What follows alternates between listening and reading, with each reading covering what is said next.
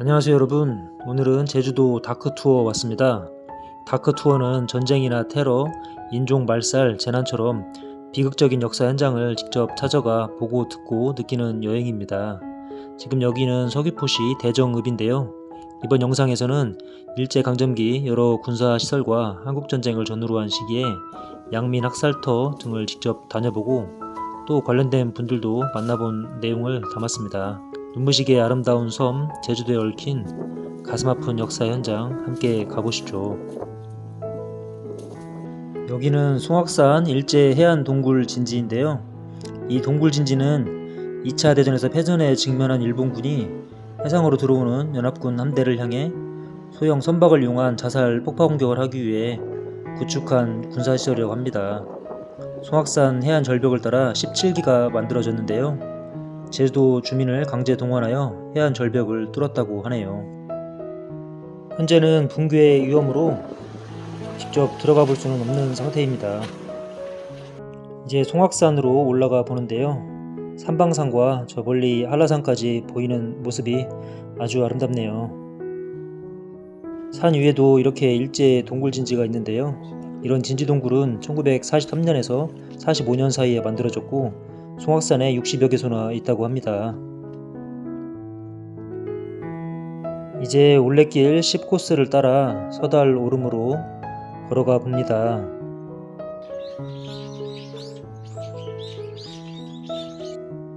여기는 일제 고사포 진지인데요. 미군 항공기 공습에 대비하기 위한 전략적 군사시설이라고 하네요. 항공기를 사격하는 포 진지인 거죠. 1937년 중일전쟁 초기에 구축된 이 진지는 1943년에 콘크리트 구조물로 새롭게 정비되었다고 합니다. 그때 미군 B-29 폭격기에 대응할 수 있는 최신형 고각포로 대체되었을 거라고 하네요.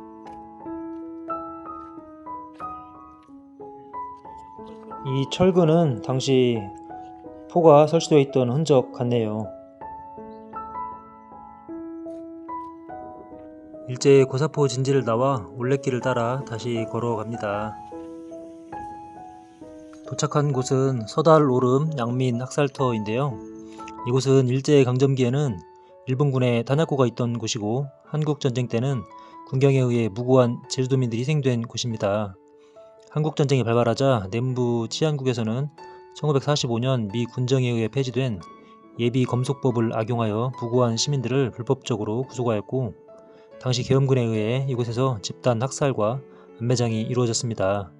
1950년 8월 20일 새벽 2시와 5시 2차에 걸쳐 252명이 아무런 법적 절차 없이 무참히 총살된 것입니다. 이곳에서 설명해 주시는 어르신을 만났습니다. 이거 전국에 있었던 사건이거든요. 예, 그렇죠. 전국에 6.25 사변이 일어나니까 네. 북한군이 밀고 내려오면은 네. 남한의 지식인들이 동조하면은 통일이 되잖아요. 네.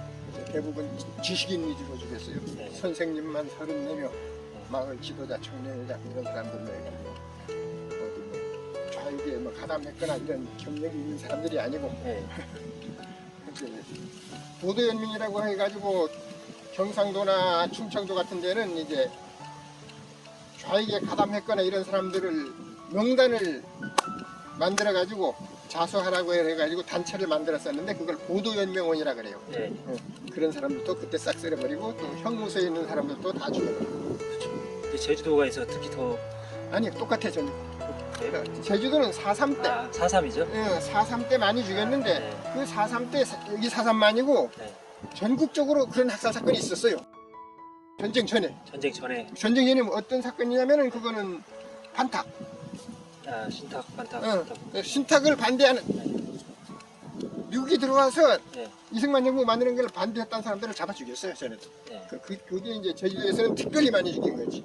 네. 그건 왜냐 제주도 지식인들이나 선생님들이 단체로 해가지고 한 300여 명이 20군데 이제 경찰서 파출소를 공격했었으니까 그걸 빌미로 해가지고 미국 CIC에서 제주도민은 80%가 빨갱이니까 다 죽여도 좋다는 명령이 떨어지니까 막 무자비하게 죽인 거지.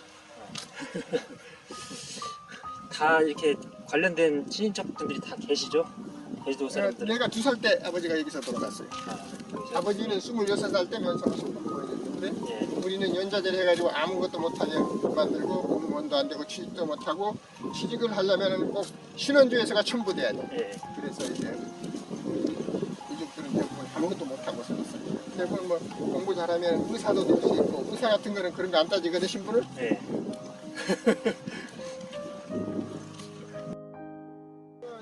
설치 작가가 만든 건데 여기 죽으러 오는 사람들이 소지품을 길바닥에 버리고 온 거예요. 그걸 불태웠는데 예. 어떤 것을 불태웠는가를 형상화한 거예요. 이제 설치 작가가 동물을 만들어가지고 예. 명물이 보존되게끔 만들어 놓은 거예요. 이거 벽에 예. 뭐 신발, 척비, 앞그릇 이런 거 가지고 물건들. 신발은 이제 저기 고무신 같은 거 고무신 같은 거는 이게 그 당시 건 아니고 그냥 이제 그 당시 의미를 살려고. 고무신을 신는 사람들이 있어서 버리고 왔는데 이제 이렇게 저 방면에 예. 전북 교육청에서 오면서 많이 진열해줬어요. 전북 교육청에서요? 답사 오면서. 아픔의 현장에서 슬픈 역사가 내 가족 이야기인 어르신의 설명을 들으니 더욱 가슴이 먹먹해지네요. 말씀해주셔서 감사합니다. 건강하세요, 어르신. 이제 알뜨르 비행장과 경납고로 가봅니다. 알뜨르 비행장은 일제가 제주도민을 동원하여 건설한 군용 비행장인데요. 중일전쟁 시기에 이곳에서 출격한 전투기가 중국의 난징을 폭격했다고 합니다.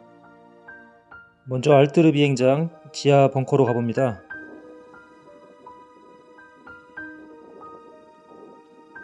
가는 길에 관제탑을 볼 수 있는데요. 알뜨르 비행장은 태평양 전쟁이 종전될 때까지 비행장 관련 면적이 80만 평에 이르렀다고 하고 그중 관련 시설물로 관제탑의 일부가 남아있는 것 같네요. 여기가 비행장 지하 벙커인데요. 규모는 길이가 약 30m, 너비 약 20m 정도 되고 비행대 주유소 또는 통신시설 등으로 이용했다고 합니다. 현재는 붕괴의 위험으로 들어가 볼 수는 없는 상태입니다. 이제 전투기 경납고로 가봅니다. 앞에 보이는 조형물은 전시작품이고요. 전투기인데 이름이 제로센입니다. 저 전투기가 일제의 태평양전쟁 주력기였다고 합니다. 이곳 경납고 역시 제로센을 위한 시설이고요. 조선의 친일파들은 조선 일제의 식민지가 되면서 막대한 부를 창출했는데 이 제로센 전투기를 사들여 일제에 헌납했다고 합니다. 전시작품 작가들은 그런 매국노들의 치욕적인 삶을 알리기 위해 이 작품을 전시한 것이고요. 이 역사의 현장에 문인들의 시도 전시되어 있습니다. 일제는 제주도민을 강제 동원하여 1943년에 이런 경납고를 20기 만들었는데요. 현재는 19기가 원형 그대로 남아 있습니다. 이 중 10기는 국가등록문화재로 관리하고 있고요. 이 시설물들은 태평양 전쟁 당시 일제가 제주도를 일본군 출력기지로 활용하였다는 역사적 사실과 제주도민을 강제 노역에 동원한 실태를 구체적으로 보여주는 군사시설 유적입니다. 오늘 여러 가슴 아픈 장소 다녀봤는데요. 이런 아픔을 다시는 겪지 않도록 잊지 말고 꼭 기억해야겠습니다. 그리고 전쟁과 국가폭력에 무고하게 희생되신 모든 분들의 명복을 빕니다. 시청해주셔서 감사합니다.